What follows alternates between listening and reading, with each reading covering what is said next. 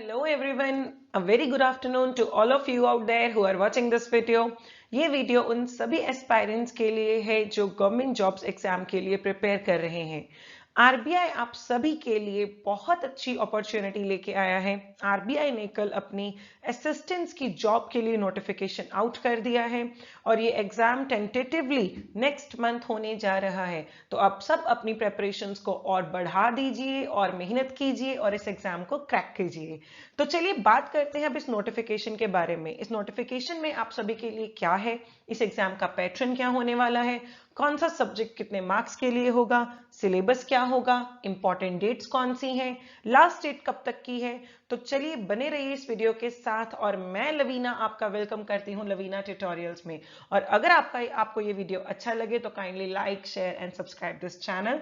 अगली वीडियो में मैं आप सभी के लिए इस एग्जाम की नोटिफिकेशन को पूरा कैसे पढ़ें, क्या बोलती है ये नोटिफिकेशन और इस एग्जाम को फिल कैसे करना है, ये सब लेके आऊंगी। पर बात अभी करते हैं एग्जाम पैटर्न के ऊपर।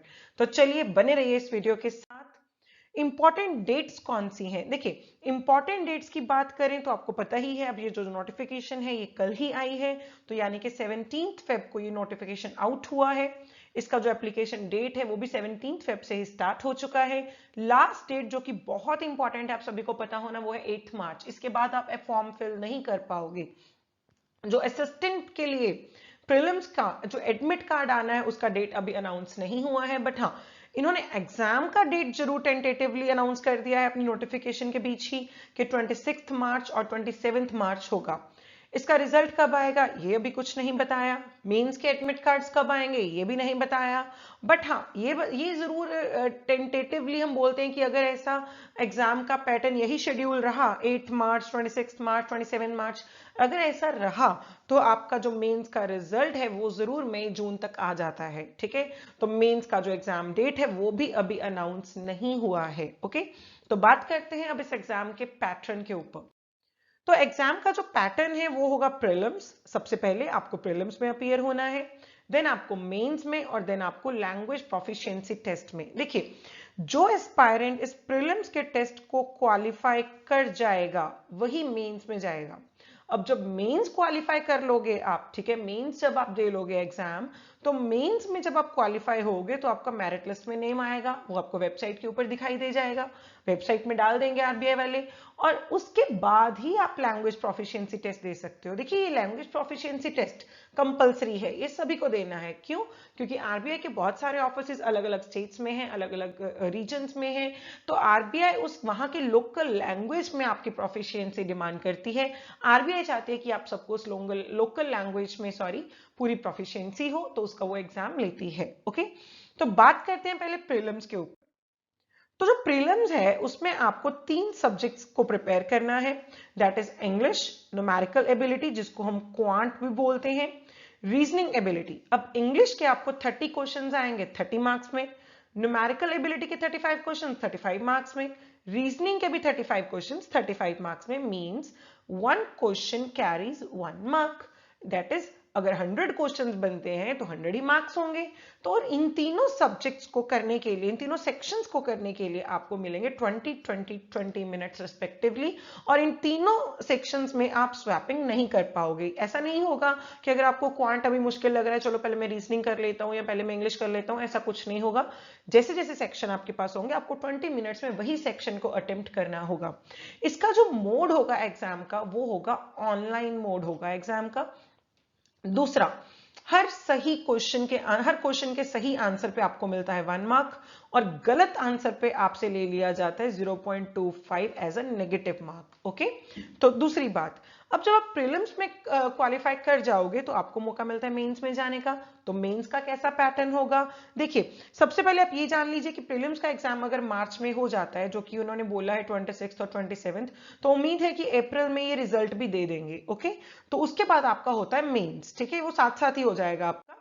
तो मेंस में जब आपका नेम आएगा तो आपको एडमिट कार्ड भी मिलेगा, आपको फॉर्म फिल करना होगा मेंस के लिए। तो उसके लिए आपको करने होंगे 5 सेक्शंस प्रिपेयर। ये कौन से 5 सेक्शंस हैं? English, quant, reasoning, general awareness and computer. English में इन सभी में आपको आएंगे 40 क्वेश्चंस फॉर ईच सेक्शन, ठीक है। और इन 40 क्वेश्चंस के आपको मिलेंगे 40 ही मार्क्स, मैक्सिमम मार्क्स 40 हो सकते हैं। That is again 1 question carries 1 mark, ठीक है। और नेगेटिव आंसर अगर आप देते हो तो 0.25 आपका नेगेटिव जाएगा, ठीक है। उसके बाद अगर हम बात करें तो 200 क्वेश्चंस हुए, 200 मार्क्स के, टाइम मिलता है आपको 135 minutes, that is 120 minutes means 2 hours and 15 minutes. 2 hours and 15 minutes का आपका एग्जाम होगा, जिसमें क्वांट, रीजनिंग और इंग्लिश के लिए आपको मिलते हैं 30 मिनट्स, एंड जनरल अवेयरनेस के लिए आपको 5 मिनट कम मिलते हैं यानी कि 25 मिनट, और कंप्यूटर नॉलेज के लिए आपको उससे भी 5 मिनट कम मिलते हैं यानी कि 20 मिनट्स, मतलब कि 20 मिनट, ठीक है। तो इस हिसाब से आपको मिलते हैं 2 घंटे और 15 मिनट, ठीक है, जिसमें आपको 200 क्वेश्चंस करने होते हैं for maximum 200 marks. Okay, now अब जब आप मेंस में क्वालिफाई कर जाते हो, देखो ये भी ऑनलाइन ही होगा। इसके जो इन दोनों के, चाहे आपका प्री है चाहे आपका मेंस है, जो लैंग्वेज होगा वो बायलैंग्वेज होगा, एग्जाम इंग्लिश और हिंदी में होगा सभी के लिए। बट जो इंग्लिश लैंग्वेज है यानी कि ये वाला पोर्शन, ये आपको सिर्फ और सिर्फ इंग्लिश में ही होगा, इंग्लिश में ही अटेम्प्ट करना होगा। ओके, नाउ मेंस में क्वालिफाई करने के बाद जब आपका मेरिट लिस्ट में नेम आएगा तो आपको मौका मिलता है अपना local language qualified, local language proficiency test को क्वालिफाई करने का, यानी कि उस टेस्ट में अपीयर होने का। तो बात करते हैं अब इस टेस्ट के ऊपर। देखिए, अब क्योंकि अलग अलग रीजन्स में अलग अलग ऑफिसेज हैं आरबीआई के, तो उनकी लैंग्वेज आरबीआई ने पहले ही बता दी है कि अहमदाबाद के लिए गुजराती का लोकल लैंग्वेज टेस्ट होगा, बेंगलुरु के लिए कन्नड़, भोपाल के लिए हिंदी, भुवनेश्वर के लिए ओरिया, चंडीगढ़ के लिए हिंदी एंड पंजाबी दोनों, चेन्नई के लिए तमिल, मतलब पंजाबी या हिंदी दोनों मींस और, ओके, गुवाहाटी के लिए सामीज और बंगाली और खासी और मणिपुरी, बोडो, मिजो, ठीक है, हैदराबाद के लिए तेलुगु, जयपुर के लिए हिंदी, जम्मू के लिए उर्दू और हिंदी और कश्मीरी, कानपुर एंड लखनऊ के लिए हिंदी, कोलकाता के लिए बंगाली और नेपाली, मुंबई के लिए मराठी एंड कोंकणी, नागपुर के लिए मराठी और हिंदी, न्यू दिल्ली के ऑफिस के लिए हिंदी, पटना के ऑफिस के लिए हिंदी और मैथिली, तिरुवनंतपुरम के एस्पायरेंट्स के लिए मलयालम। तो ये है आपकी लोकल लैंग्वेजेस जिसका आपको टेस्ट देना होगा, ठीक है। देखिए, सबसे बड़ी बात, क्योंकि ये जो ऑफिसेज हैं एक पर्टिकुलर जोन में आते हैं, जैसे एग्जांपल चंडीगढ़ का जो ऑफिस है वो पंजाब एंड हरियाणा को कवर करता है, तो इसीलिए वहां पे पंजाबी एंड हिंदी दोनों के ऑप्शंस इन्होंने दिए हैं, ठीक है। अब बात करते हैं सिलेबस की। तो जो एग्जाम का सिलेबस है, देखिए मैंने इसके अलावा एक और वीडियो मेरे चैनल पे आपको मिल जाएगी जो मैंने बनाई थी, उस वीडियो में मैंने बहुत डिटेल में सिलेबस बताया है आपको, ठीक है। तो आप वो भी देख सकते हो, अगर आपको हो तो मैं दोबारा भी दे दूंगी आपको बना के, ठीक है। बट फिलहाल आप ये समझिए कि इंग्लिश, न्यूमेरिकल और रीजनिंग, इन तीनों के लिए अगर आप RS अग्रवाल की बुक्स पढ़ते हो तो वो बहुत बेस्ट है, मोर देन इनफ है प्रीलिम्स के लिए। मेंस के लिए देखिए आपको अच्छे खासे टेस्ट की प्रैक्टिस करनी चाहिए, थोड़ा सा लेवल अच्छा होता है प्रीलिम्स से। RS अग्रवाल आपको होनी ही चाहिए, ऑब्वियसली बात है, वो तो यहाँ भी हो जाएगी प्रीलिम्स में, बट फिर भी आपको थोड़ा उसके ऊपर के लेवल का भी प्रैक्टिस होना चाहिए। तो टेस्ट देते रहिएगा और RS अग्रवाल को और भी अच्छे से प्रिपेयर कर लीजिएगा। लैंग्वेज प्रोफिशिएंसी टेस्ट की बात करें तो लोकल लैंग्वेज के नोट्स आपको बहुत इजीली मिल ही जाते हैं। अब एक चीज और देखिए, जनरल अवेयरनेस एंड कंप्यूटर की मैं बात करूं तो जनरल अवेयरनेस की अगर आप स्टैटिक नॉलेज लेना चाहते हो तो लूसेंट की बुक बहुत अच्छी है, इसमें सभी सेक्शंस कवर हो जाते हैं। इसके अलावा आपको करंट जीके पढ़ लेनी चाहिए, करंट जीके बहुत ज्यादा इंपॉर्टेंट हो जाती है। स्टैटिक में आपके अच्छे खासे पोर्शन रहते हैं, जैसे कि फाइनेंशियल अवेयरनेस, इकोनॉमी और अपना ज्योग्राफी, पॉलिटी, हिस्ट्री, ऐसे कुछ क्वेश्चंस रहेंगे। कंप्यूटर नॉलेज के लिए आपको पता है बेसिकली MS ऑफिस, इंटरनेट, ये सभी होता है, ओके। लोकल लैंग्वेज में आपको अपनी लोकल लैंग्वेज के नोट्स मिल ही जाते हैं, तो आपको लोकल लैंग्वेज में भी प्रोफिशिएंसी अच्छी होनी चाहिए।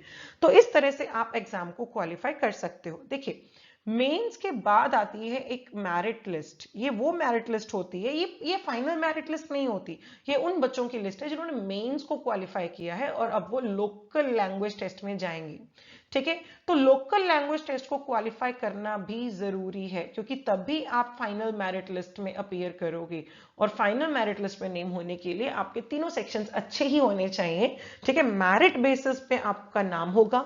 लोकल लैंग्वेज क्वालिफाई करना भी उतना ही इक्वली इंपॉर्टेंट है। ऐसा नहीं होगा कि सिर्फ क्वालिफाई ही करना है, बल्कि आपको प्रोफिशिएंसी प्रूव करके वहां से भी मेरिट लेनी होगी, ओके। तो इस तरह से आप अपने इस एग्जाम को अटेम्प्ट कर सकते हो। इस एग्जाम की तैयारी अच्छे से कीजिए क्योंकि एग्जाम नेक्स्ट मंथ होने वाला है। ओके, और दूसरी चीज, टाइम से पहले ही आप एग्जाम के फॉर्म को फिल कर लीजिए क्योंकि लास्ट टाइम पे सर्वर्स हैवी हो जाते हैं, बहुत सारी प्रॉब्लम्स आती हैं, कभी कभी नहीं हो पाता है। तो टाइम पे ही आप इस एग्जाम के फॉर्म को फिल कर लीजिए। और दूसरी इंपॉर्टेंट चीज, मैं आपके लिए अब नेक्स्ट वीडियो जो लेके आऊंगी उसमें मैं बताऊंगी कि ये फॉर्म कैसे फिल करना है, इस नोटिफिकेशन में आपकी क्वालिफिकेशंस कौन सी हैं। देखिए, अच्छे से नोटिफिकेशन पढ़िए, देन ही अप्लाई कीजिए, कोई गलती ना हो आपसे। ठीक है, कैसी कैसी रिलैक्सेशंस आपके पास हैं वो आपको पता होना चाहिए।